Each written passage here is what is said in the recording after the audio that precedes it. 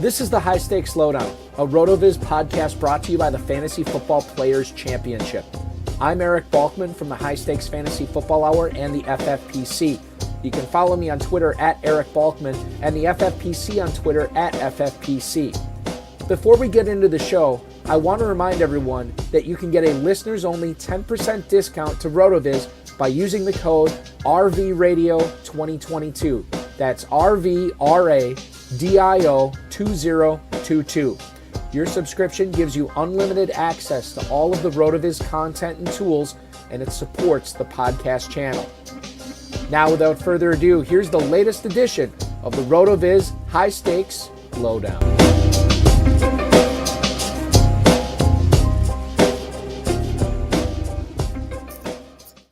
Hey, hello, and welcome to Season 9 of the RotoViz High-Stakes Lowdown. It's the season premiere, and we are at February 6th, 2024. So glad to have you aboard again for a ninth straight season, ladies and gentlemen. So good to have RotoViz and the FFPC on board with this show, a show that I have been very thankful to hook up with many a talented high-stakes player over the course of, the last, 9 seasons, and players that you probably don't know a whole lot about, players that you know that exist, but you don't know that you're playing against them.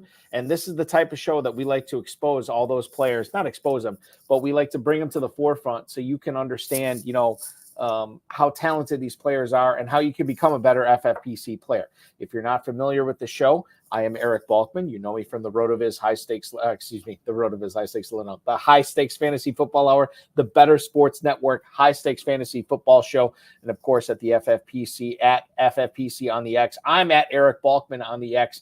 And of course, you can follow the FFPC on Twitter at FFPC. Before we get into the show, I want to remind everyone, get the listeners only 10% discount by using the RotoViz code RVRadio2024, RVRadio2024. That is what gives you the 10% discount right now to rotoviz.com. Also, if you're looking for some action, myffpc.com is where to go to play in the Never Too Early Best Ball Tournaments. myffpc.com is where you want to bang it. These two tournaments are going to go through the NFL draft and conclude on April 25th. They're going to follow best ball slim rules, no kickers, no defenses, and you're going to have a 20-round draft, 14-week regular season, playoffs, single-week elimination playoffs from weeks 15 through 17, a champion crowned after week 17. Drafts are available with 30-second clocks, 60-second clocks, 2-hour clocks, and 6-hour clocks. Take your shot at a $25,000 grand prize with the Never Too Early Best Ball Tournament at a $125 entry fee, or you can enter for $35, take your shot at $10,000 with the Never Too Early Superflex Never Too Early Best Ball Tournament.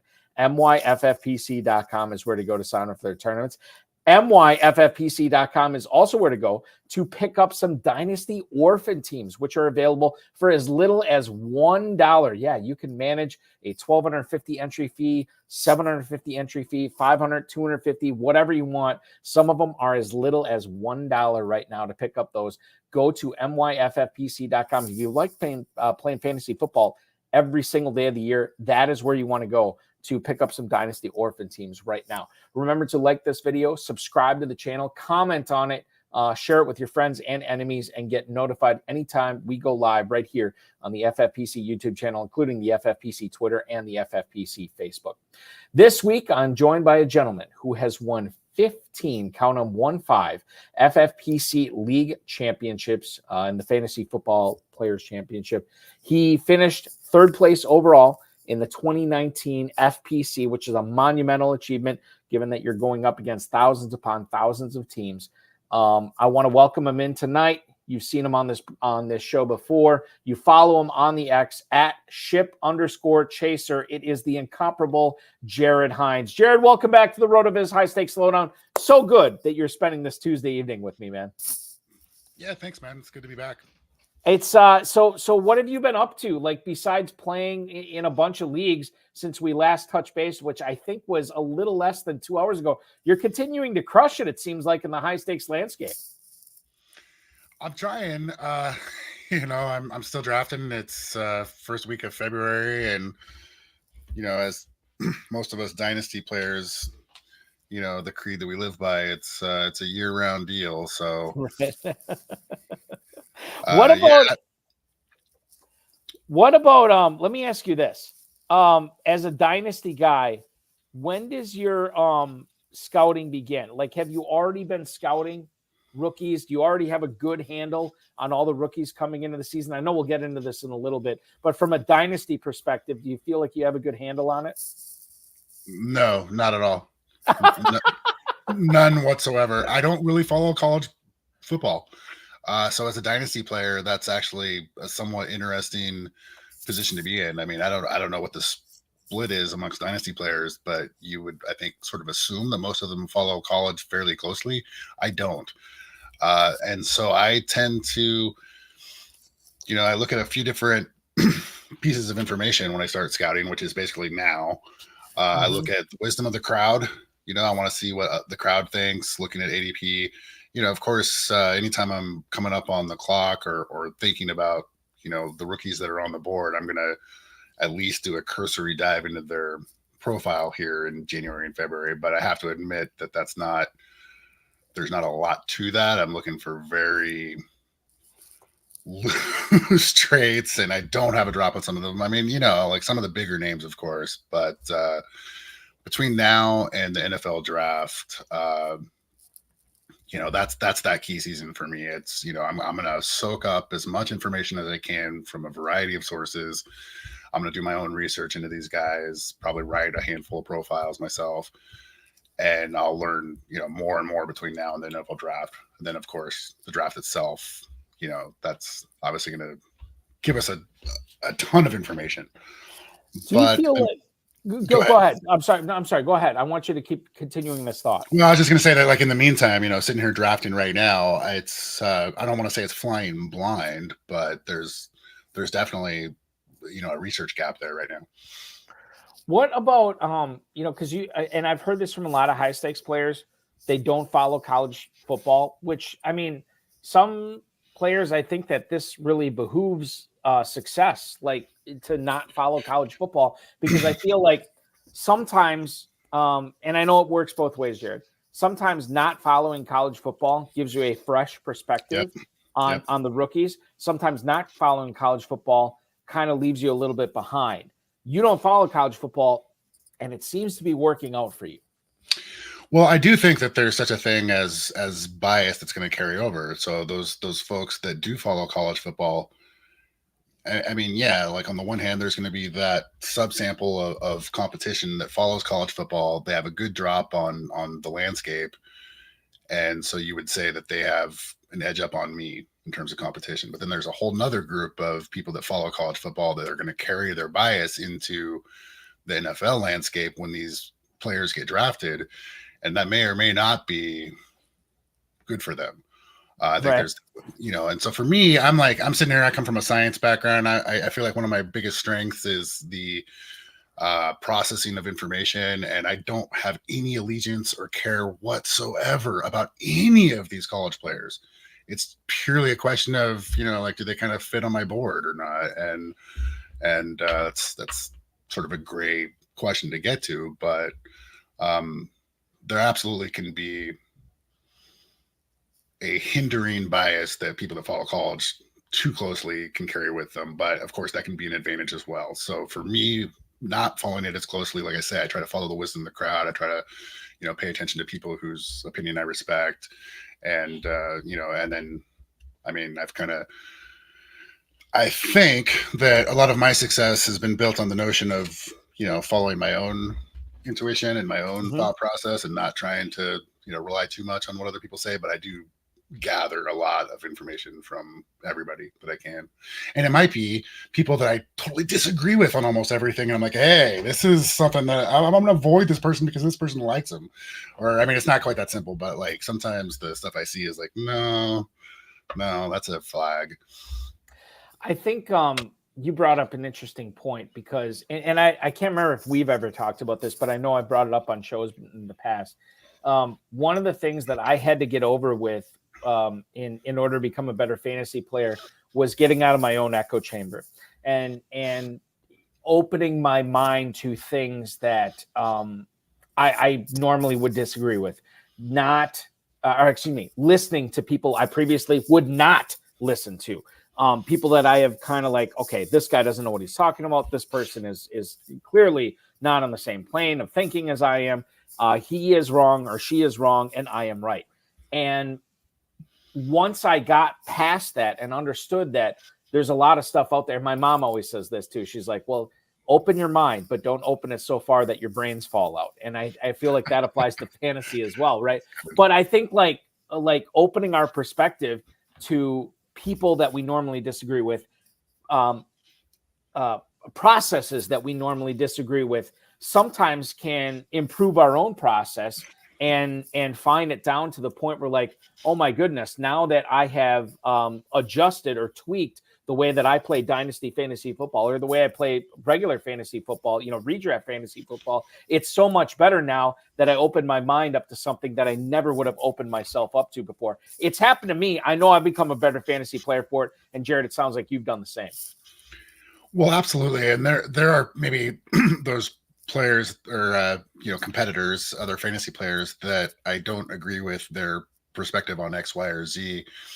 Or maybe on a lot of things, right? But I can see their results and that they are successful. And so I kind of have to tell myself, okay, there's probably something to learn from this person or to, like, what am I missing here? Because there's clearly, I might disagree on these approaches, but it's working. So, I think it's good to challenge yourself. I think that's probably the biggest pitfall, is to think that your method is somehow always going to be better. Maybe it was better last year. Maybe it's been better, but the landscape shifts, the game shifts, but yeah. I think that we have only scraped the surface of what we're going to get into tonight, not only from Dynasty, but from a redraft perspective, specifically the FFPC Never Too Early Best Ball Tournament, which Jared has several entries in and stuff that we're going to get into tonight that is going to help everybody who watches this become a better player in fantasy football. In this season 9 premiere of the HSLD, Jared's going to dish on which Detroit Lions running back is going to be a better value. We'll talk about their ADPs a little bit later in the Never Too Early Best Ball Tournament. We're going to talk about how to handle Keenan Allen, the Los Angeles Chargers, seemingly ageless receiver, or is he ageless? We'll get into that a little bit and much more. Let's kick things off tonight, Jared, in this Never Too Early tournament. You've played in it before. You've had success in this before. You are playing in it again. What is it about this Never Too Early tournament that has you hooked and has you keep coming back for more action? Well, where else am I supposed to draft? No, I'm just kidding. No, I'm kidding. But it's, compared to the bigger version of the same tournament that has a much bigger prize pool, this one has a slightly different format, I believe, in that the advancement rate is a little bit better. I think 3 out of 12 teams advanced that first cut. And that improves your odds of advancement quite a bit. That's one reason that draws me to this specific tournament. Another probably bigger theme is I'm actually starting to move maybe a little bit more away from Dynasty and more towards Best Ball. Over the last couple of years, a lot of my portfolio has shifted in that direction and is continuing to do so. I've always felt that, despite my comments on not following college football, that I think that I tend to have an advantage over a lot of the crowd. And so these early drafts, I do like to think that I have some sort of an advantage based on my understanding of the landscape, but it's probably a fool's game to think that. However, 100% of my competition is more or less in the same boat. Mm-hmm. So people don't want to sort of, talk smack about like, how can you be drafting this early? You're crazy. It's like, okay, but you understand every single one of my competitors is in the same exact situation. So unless you think you're more unlucky than your competition, it's a fair split. It's even, and there's no reason to think that my team is going to get snake bit any more or less than my opponents that I'm competing against. Then I guess you get into questions about like roster construction and trying to, I guess maybe hedge your bets or whatever. But I love the best ball format. I love the FFPC format, and this is the ticket in town right now that's drafting, so that's definitely part of it. And I think like the fact that like, and this is probably on me, but like when I sent out those FFPC mailers and when my buddy Aiden sends out the tweets, I think that we need to drive home the point of like, you can't play in this tournament after April 25th. Like this is going to cut off prior to the NFL draft. Everybody who's playing in this tournament is not going to have any kind of inside knowledge on where Caleb Williams is going to go, where Marvin Harrison's going to, like, it's nobody knows. And I think I don't want to say it's a crapshoot, but I think it makes it a lot more fun that way too. And if you do believe that you think that, okay, I know this guy's going here, I know this guy's going here, I'm really, really confident this guy's going to sign here, I think this team is going to let this guy go and he's going to sign here. Like this is all fantasy football 101, right? Like this is the stuff we're dealing with in August and September. It's just at a different, I don't want to say level, but it's at a different like frequency at this point in the season because we don't know. But the great thing is nobody knows, and it's all about drafting and fun. Yeah. I mean, I guess there's maybe a little bit of an advantage for people that draft after free agency kicks off. And I do think that this year free agency is maybe going to be a little bit busier and more eventful than in years past. I think I need to look at it closer, but I think that there's quite a few running backs that are going to be churning around the depth charts of the NFL this year. And, I don't think anybody can really say, oh, I think this guy's going to go there, this person's going to go there, unless maybe there's some smoke and fire on some stories out there. But otherwise, it's more, I think, a question of here's a person that I think is going to, that they're about to be a free agent. I think their talent dictates that they're going to have a prominent role somewhere. Like I think Antonio Gibson is a guy like that. There's some other names, but it is a crapshoot. It really is. So, I guess trying to take your most informed bets, your most informed guesses that you can. I mean, I don't expect the Chiefs star players to be mixed up too much. I don't expect the 49ers to get mixed up too much, but there's other teams out there and there's a lot of coaching changes. Yeah. So what right about now, a lot of it is just talent driven, I think, in terms of the way we might go about drafting these best ball teams. I think that, okay, so that's important, number one. The other thing I want to bring up here is, and just to kind of bring everybody into this, Jared drafts in the main event, the Fantasy Pro, like you draft all throughout spring, summer, early fall, everything. I'm kind of curious as to how your strategy changes, or doesn't it change in this never too early best ball tournament? What's different about drafting now for you in the way that you approach it and the way you make your selections, player analysis, so on and so forth, as opposed to when you're drafting in July, August, or even September? Well, it might not be as different as you might think. Obviously we don't have as much of a picture of things now as we will later.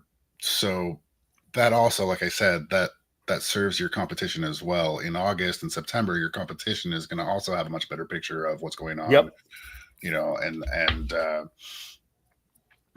So I think I'm kind of an ADP hawk. I watch ADP very close, depending on, like what format or league I'm in or whatever. And I try to leverage it. I try to use it to my advantage. I try to look for, okay, where are the players that I think are values?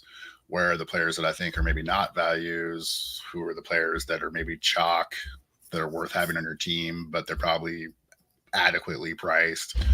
And then things like roster construction. One thing that's obvious, I guess, that would change later in the year would be things like bye weeks and the week 17 correlations and things like that,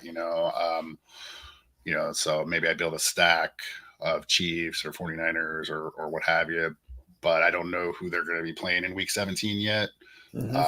So I don't care. But in June I would, or July or whatever, like by then I would know. And so those are things I would be thinking about. I guess one other strategy this time of year, because I know I'm going to be drafting all throughout the rest of the off season, and that as time unfolds, my portfolio will grow in terms of rostership of certain players. I know that I'm going to probably be, if there's a time to be overweight on somebody, it's now. Yeah. And if I decide that I am overweight on somebody, I'd rather make that change, while there's still time before September. Like, okay, I'm going to get off of this guy that I've been drafting a lot. And, I'd rather not make that realization the first week of September, I guess is what I'm saying.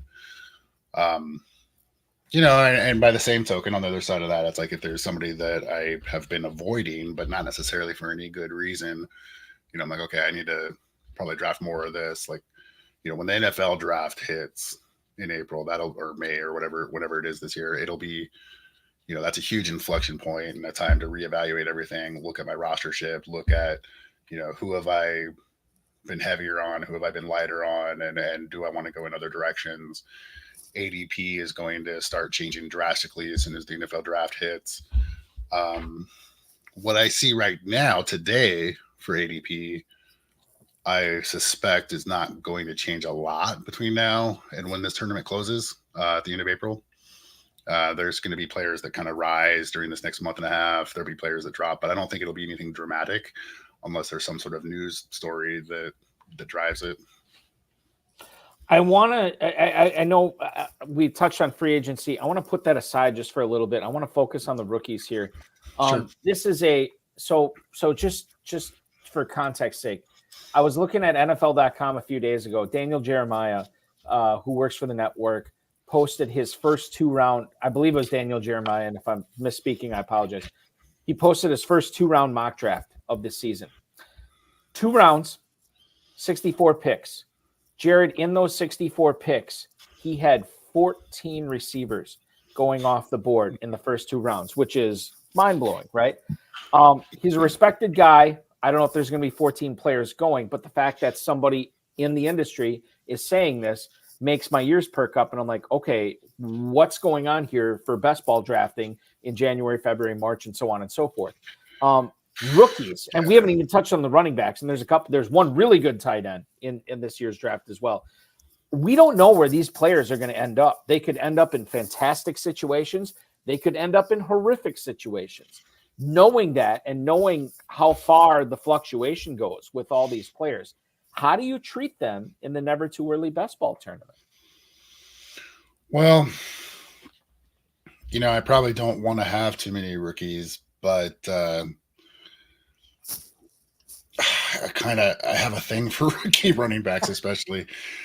Rookie receivers, though, are more hit and miss. This time of year, especially in the later rounds, it's like, you could easily just draft a couple guys in the teens that might not even get drafted, or might not even make the teams that they get drafted to. So unless I really have a much better drop on some specific names that I think are going to have roles, I'm probably just avoiding them for veterans. However, I can't help but go back to the pandemic and some of the narratives and stories that came up in terms of the college ranks and how the pandemic affected what was going on in the college ranks. And in particular, in terms of, there was sort of this prediction that the NFL would get flooded with extra talent that didn't quite get a chance to be seen like 2 or 3 years ago, or something to that effect. So the argument was something to that effect. And I do think that it's possible we're going to see an influx of talent like we've never really seen before, which happens almost every year anyway. We always get a ton of talent coming in. There's always a ton of churning. Now, if there's any truth to the idea that there's more of that this year, regardless of whether it's because of after effects of the pandemic or maybe it's just a good class, whatever, that's really, really difficult to make any sense out of here in February. And so generally, unless there's somebody that hits my radar that I fall in love with a little bit, or maybe based on roster construction, I'm like, you know what, I do need a receiver here late, and this name, I like the profile or whatever. It's a good enough dart throw as anything. Then maybe I'll pull the trigger. But then there's like second and third year receivers that might explode, who I think kind of fit that same category. Like they may have kind of come out of this pandemic, and been not noticed as much as they would have in a regular year, I guess is what I'm saying. But I do think there's some real values there with some second and third year vets in those later rounds. And so to weigh those against rookies, it's almost not even close. So you'd be more likely to take the guys that are, I don't want to say post-hype sleepers, but some that would fit something that like category. That, yeah. Like a Josh Downs or Rashid Shaheed. Sure. For the three ways that you could go with rookies in this tournament, you could go heavy. I'm going to take a bunch of chances. A few of these guys will hit. I'm going to sprinkle them in sporadically. And I'm going to try to avoid them at all costs unless I really feel like they're the best pick there. I feel like you're in that third category, right? Where you don't want to take a ton of risks. Like you'll take a few risks, but not go out of your way to do it. Yeah, that's generally true. I still think roster construction maybe drives more of this than anything else. If I really like running backs, especially, I'm going to be less shy about taking a rookie. Rookie receivers, I might be a bit more shy. Rookie tight ends, even more shy. But yeah, it really does kind of depend on the build quite a bit. And yeah, at this juncture in February, I'm going to probably lean on that third category, like you said. Let's talk about some specific players here. And I'm going to kick things off with Rachaad White. Sure. This is one of the more compelling things because White had a really, really good 2023. But we don't know what's going to happen in that backfield. Are they going to keep the same players there? Are they going to add to it? Rachaad White is one of the more polarizing is the wrong word, but he's one of the more interesting players to try to figure this out because right now he's the 10th running back on average off the board, according to Fantasy Mojo, at Fantasy Mojo on X, Fantasy Mojo on Twitter. Darren Armani, the godfather of the Fantasy Football Players Championship, Pros versus Joes. Make sure you are subscribing to FantasyMojo.com, an invaluable resource if you're playing in the FFPC. Running back 10 at the 309. He is going basically a full round behind Achane, Barkley, and ETN, and he is going nearly a full round ahead of Isaiah Pacheco and James Cook. Is RB10 at the end of the third round, is that a good price for him? Because he's really on his own island here, Jared. Like there is no other running back going by him. Yeah, you're right. I'm glad you brought him up. I was actually hoping we'd talk about him. Yeah, I think he is maybe a perfect example of a chalk player. I think he's adequately, appropriately priced. I think maybe Pacheco and Cook are underpriced, but that's a different question. But yeah, no, I mean, so the thing is, he hasn't had a very good yards per carry over the last couple of years. And so I know you hesitated to say polarizing, but there are a lot of haters. There are a lot of Rachaad White haters. And I think it's because of his yards per carry. But I mean, what's the narrative on the Bucs offense in terms of their weak point that's been going on for a couple of years? Everybody says it like 1,000 times a day. Their offensive line has been a problem. So I don't know how you can criticize his yards per carry when the offensive line has been so bad. Yet that being said, Baker Mayfield in that offense really did incredibly well last year. He was the bell cow. I think he got 64 catches. He's a great receiver out of the backfield, which, I mean, look, a bell cow that gets that many targets, you can't ask for more than that in the late third round. And particularly if you decided to start like wide receiver, or, if that's your first running back, that's a great spot. But I do think that, this is the reading the landscape thing. I do think that the odds are the Tampa Bay Buccaneers organization hits their offensive line hard this offseason. That's clearly the area that they need the most help in. If they were to actually accomplish that, who's to say? Maybe Rachaad White's a league winner next year. I don't see competition coming in and threatening his job at all. I see competition coming in because it's the NFL and everybody needs running backs, and they're going to bring in more running backs because that's what teams do. But I think they love him. I don't see anybody taking the job from him outside of injury or, some crazy like disciplinary thing that might happen. So I really like his price there at the end of the third round, RB10. I could easily see him finishing higher than that, but like I say, I think that's appropriately priced, and I'm probably going to have a fair amount of him in terms of those players that I consider chalk. I think it's interesting that after the regular season ended, I was of the opinion like, okay, well, I missed out on Rachaad White this year. Had him in a couple leagues. I won't have him in any leagues next year because he's going to be going way too high. And then I see right now, end of the third round. And that makes me think like, okay, he's a buy at that point. And then, Jared, the question is, after free agency, the first couple waves have ended. After the NFL draft is over, if Tampa hasn't really dedicated significant assets to this, then how high does Rachaad White go? Like, that's my concern. White is a guy to get now because I don't know how high he's going to get potentially if things go his way in the player personnel section of the NFL.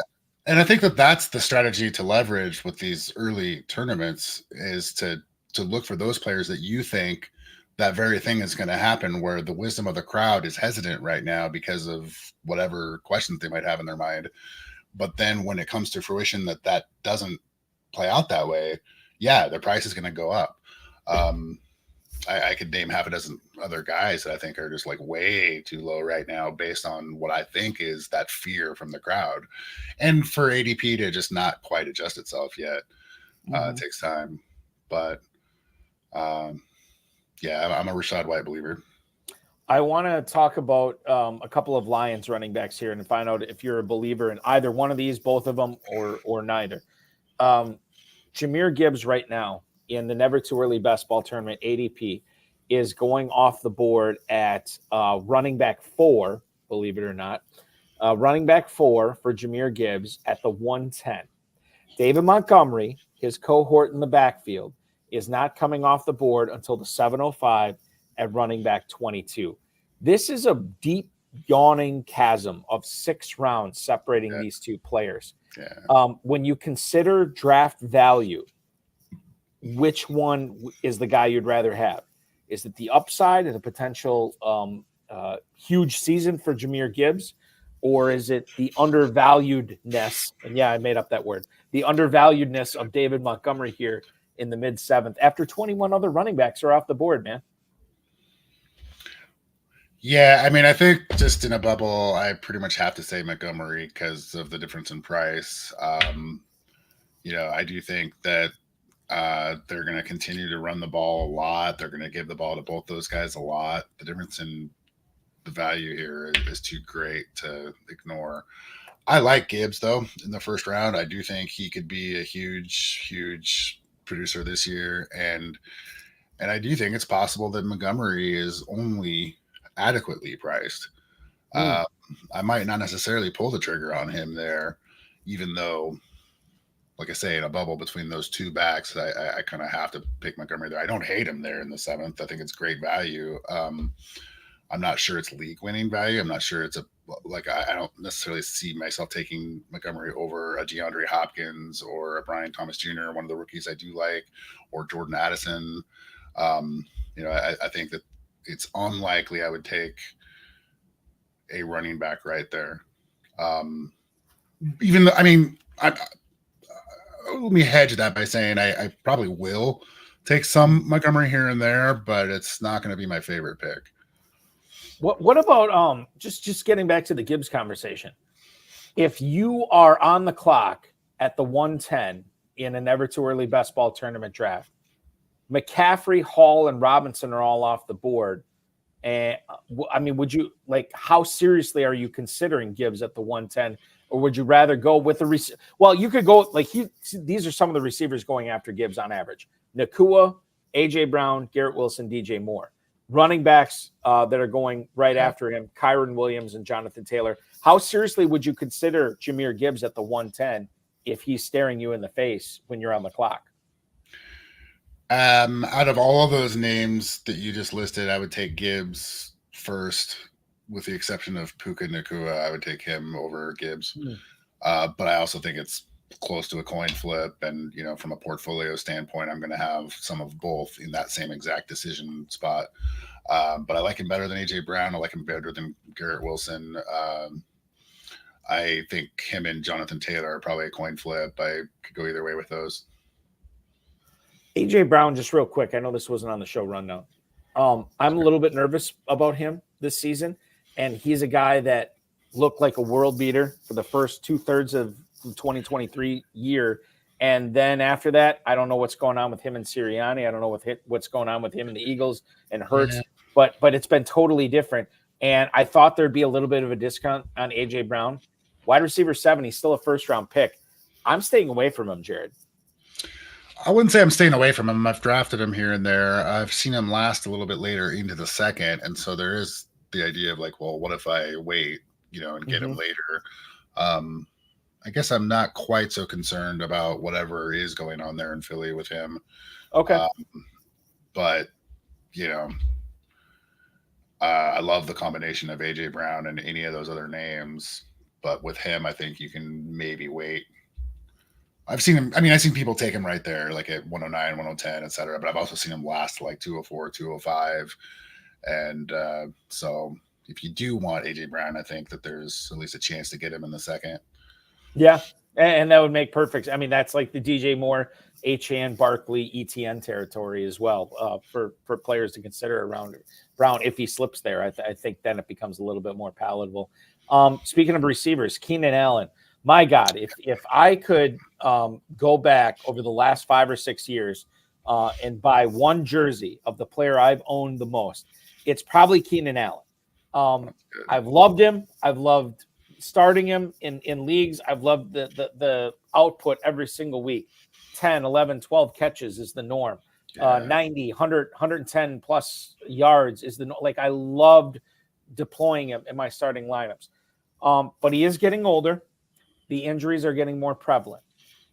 They do have Quentin Johnston, and I know he's a polarizing guy. Mike Williams, I don't know if he's going to be around with the Chargers this coming year because of salary cap situations, but they have a new quarterback, new coach who used to be a quarterback, and a new offensive coordinator.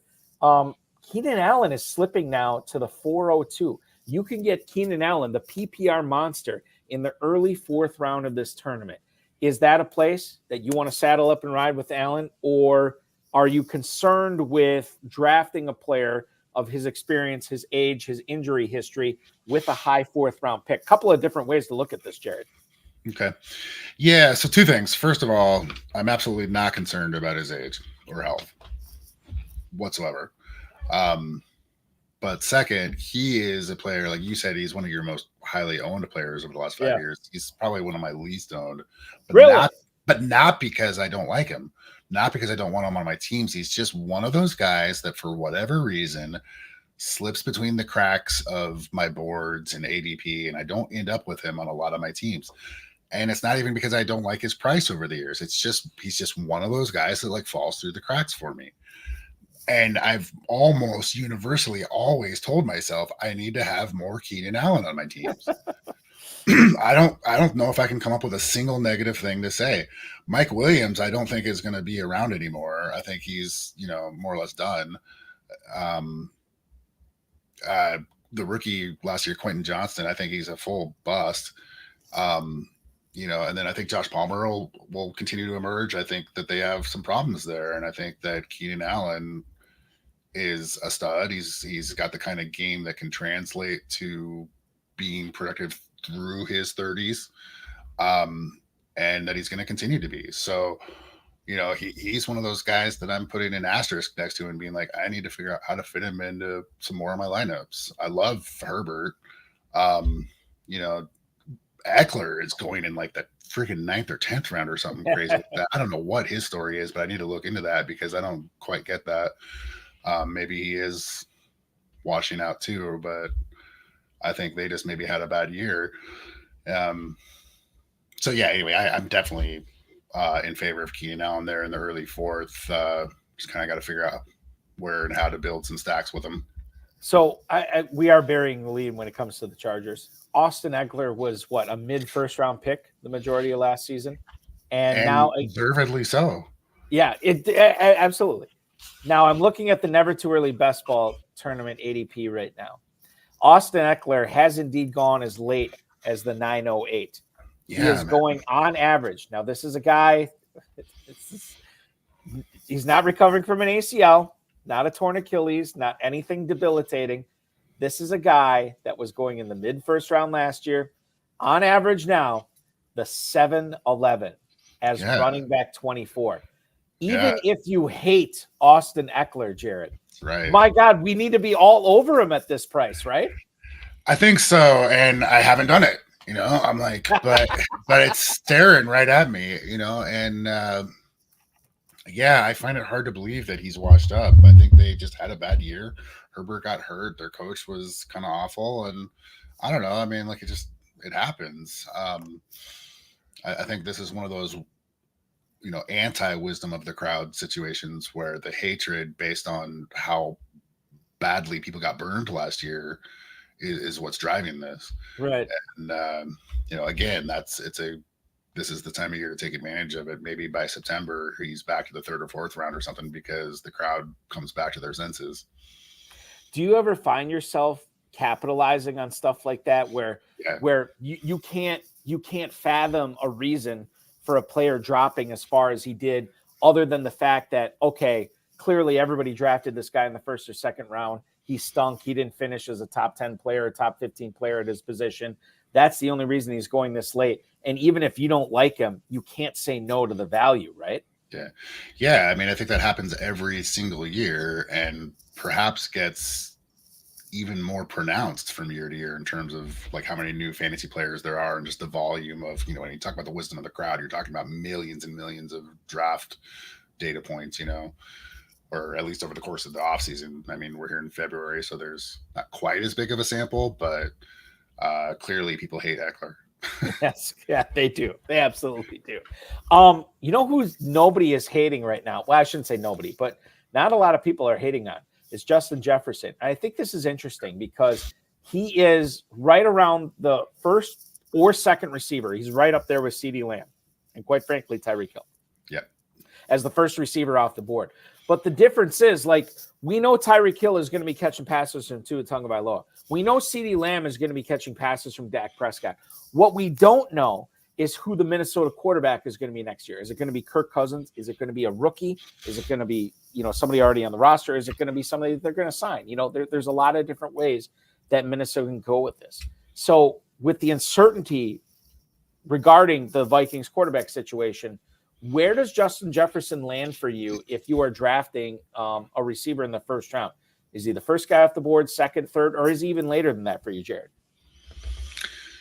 I've got him number 4 right now for receivers, but I also don't have any issue whatsoever with somebody that wants to take him number 1.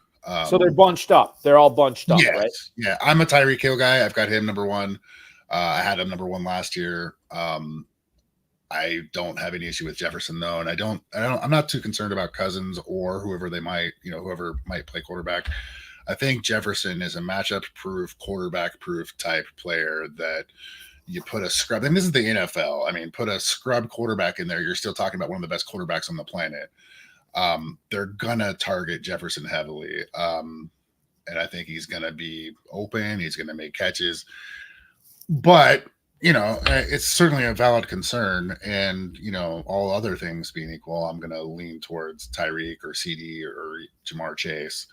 But gosh, I mean, Jefferson is true. He might be the very best receiver in the league, and just in terms of talent, but for fantasy, I've got him right there in that group. And again, it's the portfolio management perspective where I'm going to make sure to have some teams with him. Mm-hmm. But I don't know, maybe I'll try to hit him at 103 or 104 or something.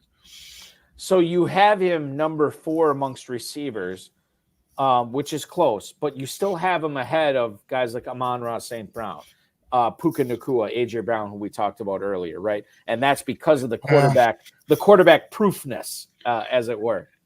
I don't know. That's, I mean, I think I could get myself to be convinced that either of those guys, Amon-Ra or Puka, could finish higher. This, I think, is maybe more about ADP. Okay. I want to make sure to have a couple teams with each of these guys, and I'm not going to reach for Amon-Ra at 102 when I know I can get him in the middle of the round. Whereas I probably would reach for like maybe Chase or Lamb or something, or Tyreek. I get it, and that makes perfect sense. And you have to play the field as well as playing the person or playing the player that you're drafting, which I totally get. I looked over a couple of your never too early best ball drafts that are going on right now, and I thought this is interesting. So in one of them, you have a Kelsey, Mahomes, Rice stack. Okay. Yep. And then in another, I saw, and this is difficult to do, but you pulled it off. I know, dude. Deebo Samuel, Brandon Ayuk, George Kittle, and Brock Purdy. You have all four of those guys. And I think this is interesting because these are the two teams that are going up against each other in the Super Bowl this week. I got 5. You got 5? Who was the other Niner? You didn't have McCaffrey, did you? I got McCaffrey. I got Ayuk. What? I got all 5 of them. Oh, my mind is blown. 1, 2, 3. I went McCaffrey, Ayuk, and Deebo, and then I got Purdy and Kittle at the 4 and 5. I'm blown away. Yeah, I know. I was surprised. I didn't expect to see that either. I mean, how did I don't know how I was looking at this and I missed the McCaffrey aspect. Maybe because I thought it wasn't even possible. Because he always goes 101, and it's just like, it's just you're just used to seeing the McCaffrey up there. Okay, so let's talk. Yeah, you're right. Let's talk about this Niner aspect first before we talk about stacking. You get McCaffrey to slip to you. You get and like at what point where you're like, okay, I'm just going to, get the most Niner stack of all time here. At what point did that kick in for you in that draft? Well, I guess at the 211, I mean, I'm like, okay, Ayuk and Deebo are both on the board. I could also grab Kittle, but he often slips. People are kind of low on Kittle this year. The tight end field is actually quite interesting, I think. But, I was like, well, why wouldn't I go ahead and grab Ayuk and Deebo with McCaffrey right here? Like, I don't even necessarily care what happens in the 4th round. I'm at least going to do these 3 and then just see what happens. I don't know. I don't really go into any kind of draft, any format with any real set plan. I like to let drafts fall to me. I like to pivot as I go, or at least, read the board and make informed decisions. But that one was too easy. Yeah, that is brilliant. My friend. I saw somebody else do it too. I saw somebody else go McCaffrey, Ayuk, and Deebo, and I'm like, yeah. So let's talk about this from the never too early aspect. How does stacking change in this tournament? Does it not change for you? Like if you're drafting in the best ball tournament or any other best ball tournaments with the FFPC, after April 25th, is there any, do you treat stacking any different in those types of tournaments as opposed to this one?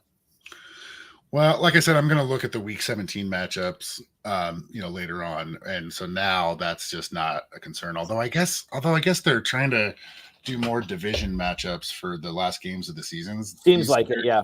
So, I mean, I don't know if I've got a Kansas City stack, I guess I could think about, like the Chargers or something. But I'm not giving as much attention to that stuff in these early drafts. At the top of the board, though, I am.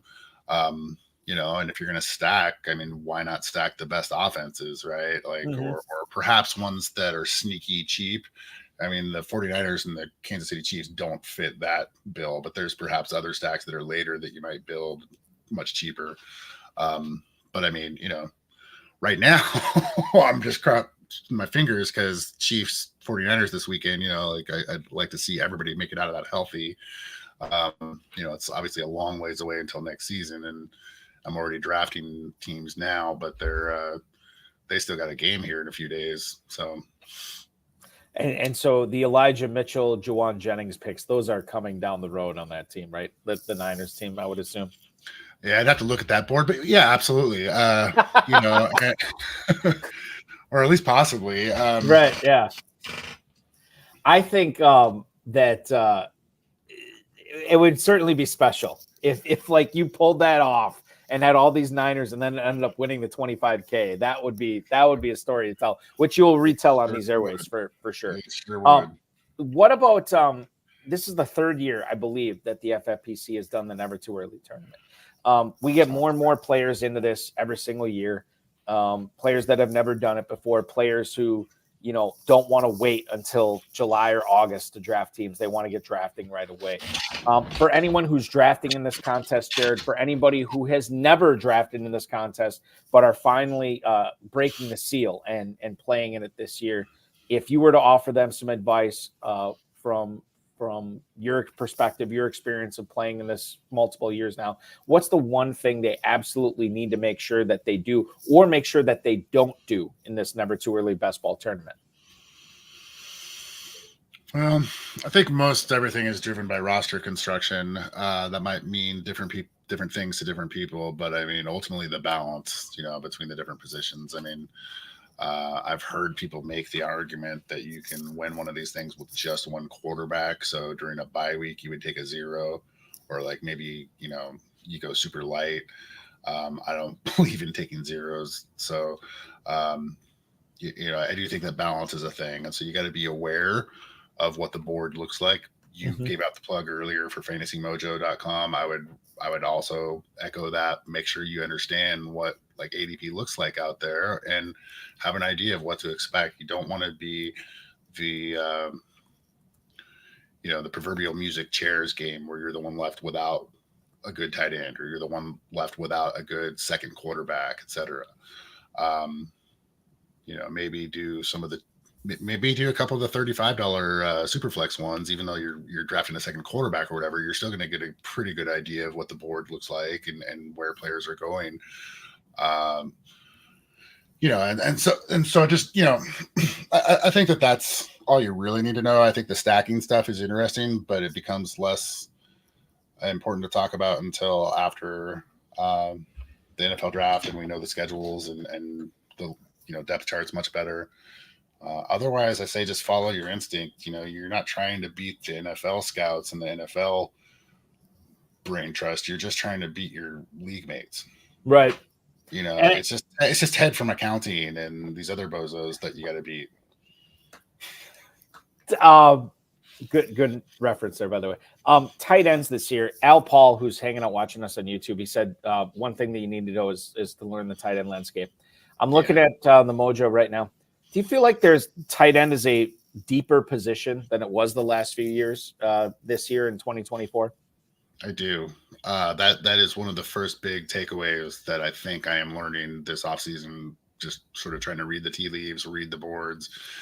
There's a lot of great tight ends, I think, out here. And some of them are going, like Kelsey's going much cheaper than he ever has. And I think part of that's because, well, he's older, right? And so, there's some mystery and fear about whether he'll really come back or not. I think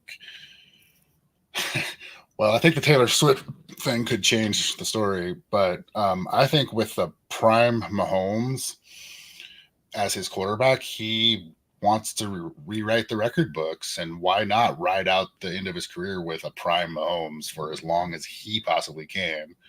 So I think this next year we can expect Kelsey to be his normal Kelsey self outside of injury.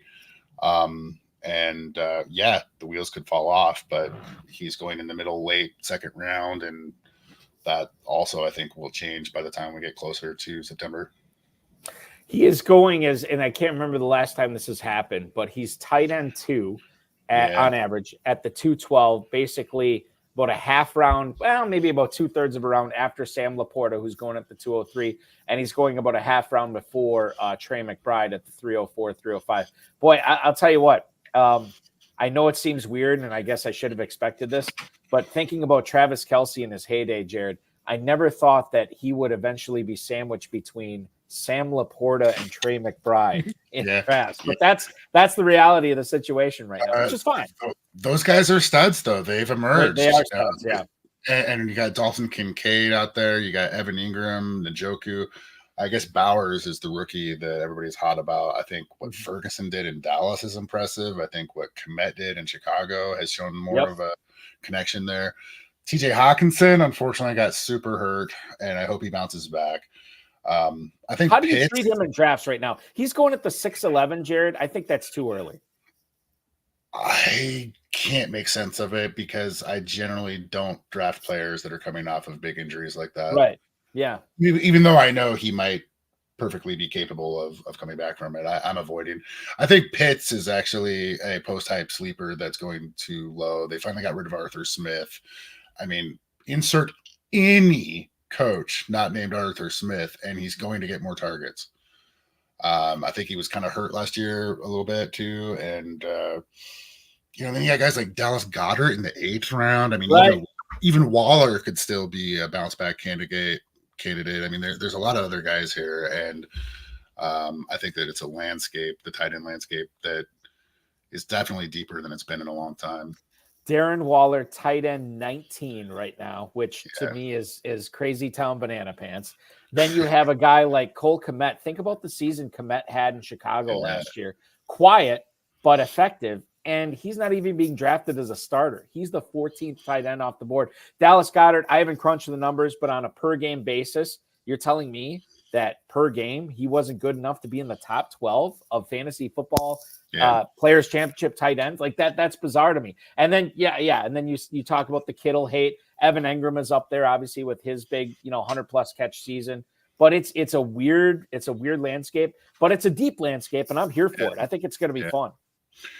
Kittle is another guy I'd like to mention too, because there's just so many weapons in San Francisco. I think most of whatever is driving his ADP down is based on that. It's based on the fact that there's so many mouths to feed.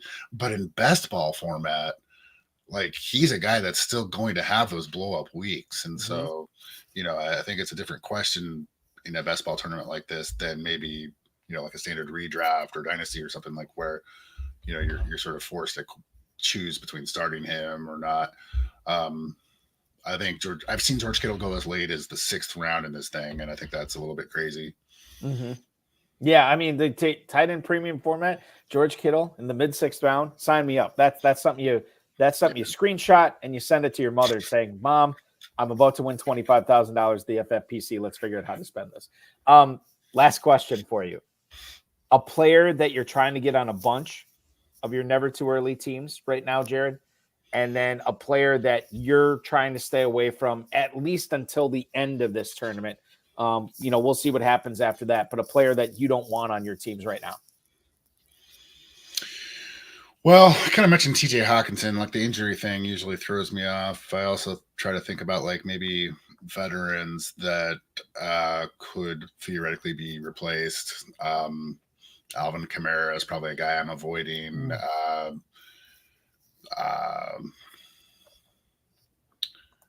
think Joe Mixon could be a casualty and end up somewhere.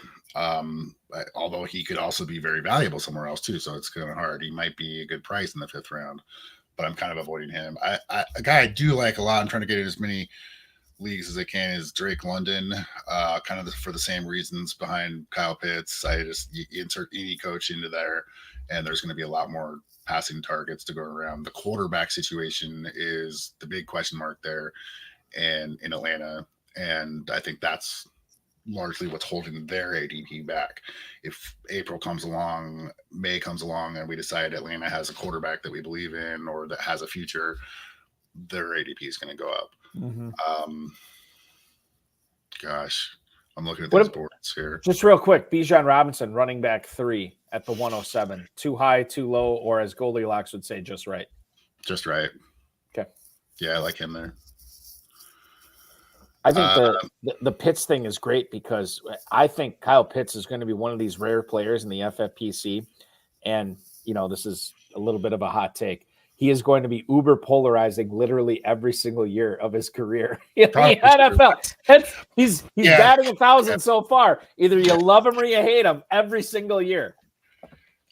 Devin Achane, however you say it, in Miami. I think he's a guy I'm going to try to have on as many teams as possible there in the 2nd round. I think he could be somebody that we're talking about as a top 4 or 5 pick next year or following year. Yeah, Achane's interesting too because you think about what he could have been had he avoided injury this year and had Raheem Mostert not gone on the non-steroid tour of what he was able to accomplish in 2023. That's going to come back down to earth. And Achane's 206 right now. Yeah, 206 is running back 7. that, I mean, that's high, but that might be too low when it comes down to it. When we look back on this a year from now, I think there's a lot of players out here that are certainly fun to look at. Jared Hines, wow, what ground did we cover tonight? My goodness, this is a couple of marathons we got through tonight with a lot of different players, running backs, receivers, tight ends. We will continue to follow you on the X at @ship_chaser. You have had a banner year in Dynasty, Best Ball. Of course, the 2019 FPC third place overall finish. Congratulations and kudos to you, sir. And bigger things probably on tap and in store for you in 2024. Keep up the great work, dude. Thank you so much for joining me tonight. I really appreciate it. And enjoy drafting season and the before I let you go, Super Bowl prediction. Give me a final score. Oh man, I'm really pulling for a Chiefs smackdown because I might win a ton of money if that happens. So I'm gonna say like 24-13 Chiefs over the Niners. 24-13 Chiefs. I think the Chiefs are gonna win as well. I don't really I don't really care who wins. Like, I'm not financially motivated at this point of what I want to see yet, but I think the Chiefs are going to win. So I'm with you on that. I'm pulling for that. I don't actually think that. I think you think the Niners are going to win? I don't know, man. I'm actually really looking forward to it. I think this might be one of the best Super Bowls we've ever had. All year long, I've been telling myself this Niners team is like the team, but the Chiefs have gotten hot at the right time, and Mahomes seems like his best self right now. So it comes back down to me like in matchups like this where it's very, very close, where I think the Niners have I think both teams are really good. But I ask myself, who has the better head coach? Who has the better quarterback? And to me, that's Kansas City in both of those regards. So we'll see what happens. Bill Hollywood loves your prediction because that would that would hit a square in his Super Bowl squares competition. So hopefully you're right, Jared.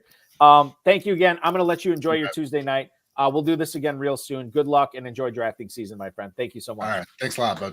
You got it. That's you too. Jared Hines, ladies and gentlemen. You follow him on the X at @ship_chaser, one of the more successful early draft season drafters that we have in the FFPC. So hopefully you took everything to heart that he said tonight because he knows what he's talking about. For more on that, at @ship_chaser on the X. That is going to wrap up the season 9 premiere of the RotoViz High-Stakes Lowdown. Can't believe we're in 9 seasons already. We will go live. We're going monthly until the start of the NFL season. So we will not be live again until Tuesday, March 5th at 10 o'clock p.m. That is probably going to be a Dynasty-centric show. So if you play Dynasty Fantasy Football, you don't want to miss that. Go to myffpc.com to play in those never too early best ball tournaments that we focused on tonight. 2 tournaments are going to run all the way up until the NFL draft. They'll conclude on April 25th. They're open right now. Best ball slim rules. There's no kickers and defenses in this. 20-round draft, 14-week regular season, 15 through 17 weeks. Week 15 through 17, I should say, are going to be the single elimination playoffs, and then the champion is crowned after week 17. Drafts are available now with a 30-second, 60-second, 2-hour, and 6-hour clocks. You can check that out and take your shot at a $25,000 grand prize at just a $125 entry fee at myffpc.com. And if you like Superflex, you can play Superflex as well. The Superflex Never Too Early Tournament, a $10,000 grand prize at just a $35 entry fee. So go ahead, take your shot at those tournaments right now. myffpc.com, myffpc.com. And while you're there, we got plenty of Dynasty Orphan teams available, some as low as $1 there. You could pick up a 1,250, 750, 500, 250 team, whatever you want. I think there's I guess I should check before I say this, but I believe there are dollar options at all of those levels. So take your shot at that and rebuild the team and start your dynasty today with Dynasty Fantasy Football at myffpc.com. 1,300 plus dynasty leagues over the last decade. Not a single one has ever folded. myffpc.com. Numerous squads have already had their entry fees lowered for 2024. Take advantage now. Remember to like this video, subscribe to the channel, comment on the video, share it with your friends and enemies, and get notified anytime we go live, which will be again this coming Thursday on the Better Sports Network, as well as the FFPC socials. Dan Williamson, the overhyped sleeper, the newly signed free agent to Player Profiler, is going to join me from 7 to 9 on BTN. And then Friday night, Farrell Elliott, and myself. The High Stakes Fantasy Football Hour will be live on this channel as well at 10 p.m. Eastern. Thanks for watching, everybody. For you RotoViz subscribers, we will be back a month from today. Thanks so much for watching.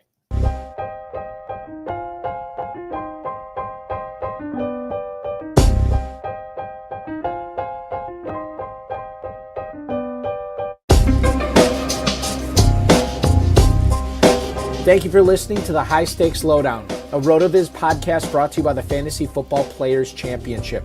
And thanks to Grapes for our theme music. Please review the podcast on iTunes under the RotoViz radio feed. It helps us find new listeners.